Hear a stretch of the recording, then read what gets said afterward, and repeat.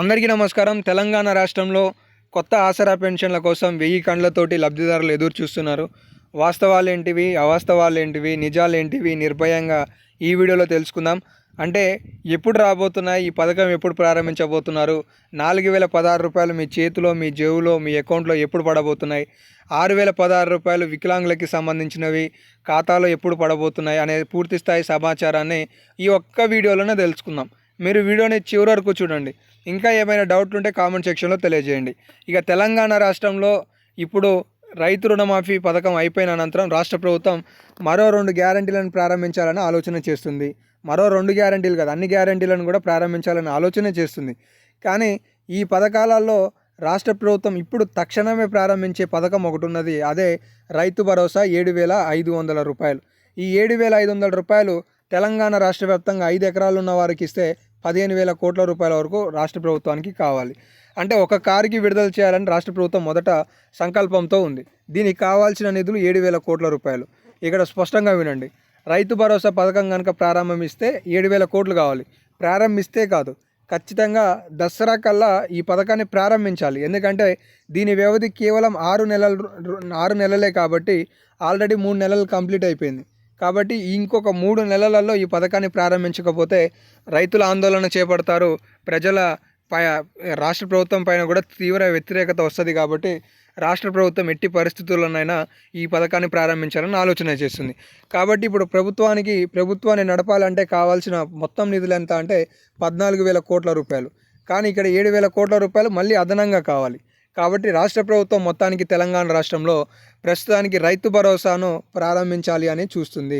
రైతు భరోసా తర్వాత 4,50,000 ఇండ్ల ఇందిరమ్మ ఇండ్ల ప్రారంభోత్సవానికి ఆలోచన విధానంతో ఉంది. ఇక కొత్త పెన్షన్లు ఎప్పుడు వస్తాయి, 4,016 రూపాయలు మేము ఎప్పుడు అందుకుంటాం అని కామెంట్ చేసే వాళ్ళకి ఇప్పుడు నేను సమాధానం ఇవ్వబోతున్నాను. తెలంగాణ రాష్ట్రంలో 4,016 రూపాయలు, 6,016 రూపాయల ఆసరా పెన్షన్ పథకం అనేది బహుశా అక్టోబర్ తర్వాతనే ప్రారంభం కావడానికి అవకాశాలు ఉన్నాయి. ఈ అవకాశాలు ఉన్నాయనే మాటకి గల కారణాలు ఏంటి అంటే, తెలంగాణ రాష్ట్రంలో బడ్జెట్ విషయానికి వస్తే 23,000 కోట్ల రూపాయల ప్రతిపాదనను పంపిస్తే ఈ ఆసరా పెన్షన్లకి 15,000 కోట్ల రూపాయల బడ్జెట్ని కేటాయించారు. ఇక్కడ ఇంకొక విషయం మీరు తెలుసుకోవాల్సింది అంటే, ఇక్కడ ఆసరా చేయూత పథకం అనేది ఒక గ్యారంటీ. అదే 4,016 రూపాయలు. ఈ 4,016 వృద్ధులు, వితంతువులు, బీడీ కార్మికులు, గీత కార్మికులు, చేనేత కార్మికులు, ఒంటరి మహిళలు, ఇలా వివిధ కేటగిరీల వాళ్ళు అందుకోవాలి. కానీ వికలాంగులకు మాత్రం 6,016. ఇది ఓన్లీ సపరేట్. ఇది ఫిజికల్లీ హ్యాండిక్యాప్డ్ పర్సంటేజ్ 40% ఉంటే మీకు పూర్తి స్థాయిలో ఈ ఆసరా పెన్షన్ అనేది అందుతుంది. సో మీ అందరికీ తెలుసు. అయితే రాష్ట్ర ప్రభుత్వం చేయూత పథకం గురించే ఆలోచన విధానంతో కూడుకొనున్నది.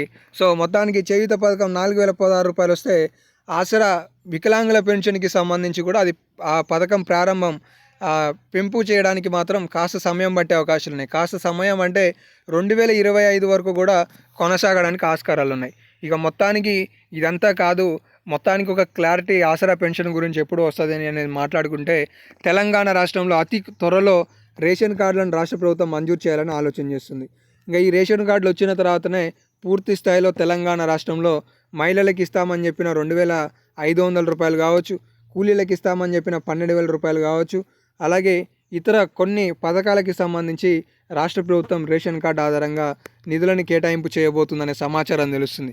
కాబట్టి తెలంగాణ రాష్ట్రంలో కొత్తగా దరఖాస్తు చేసుకున్న ఆసరా పెన్షన్లు, తెలంగాణ రాష్ట్రంలో రేషన్ కార్డులు 2 ఒకేసారి రాబోతున్నాయనే సమాచారం అయితే చాలా స్పష్టంగా అర్థమవుతుంది. ఇక రెండోది 4,016 ఎప్పుడు అందిస్తారనేది కనుక మాట్లాడామంటే, ఖచ్చితంగా ఇది ఈ పథకానికి సంబంధించిన విధి విధానాల రూపకల్పనలో రాష్ట్ర ప్రభుత్వం ఉన్నది అనేది అయితే వాస్తవమైనప్పటికీ, పథకం ప్రారంభించడానికి రాష్ట్ర ప్రభుత్వం వద్ద నిధులు సరిపడా లేవు అనేది అయితే అర్థమవుతుంది.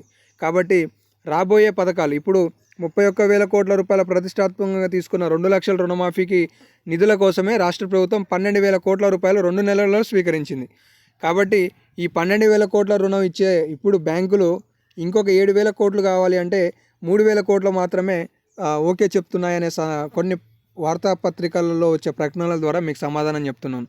ఇంకా దీనికి 4,000 కోట్ల రూపాయలు అదనంగా కావాలి. దేనికి? రైతు భరోసాకి. సంక్షేమానికి ఒక 10,000 కోట్లు.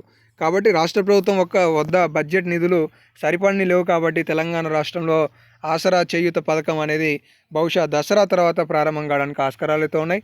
కొత్త పెన్షన్లు, రేషన్ కార్డులు అవి కూడా దసరాలోనే రావడానికి ఆస్కారాలు అయితే ఉన్నాయి.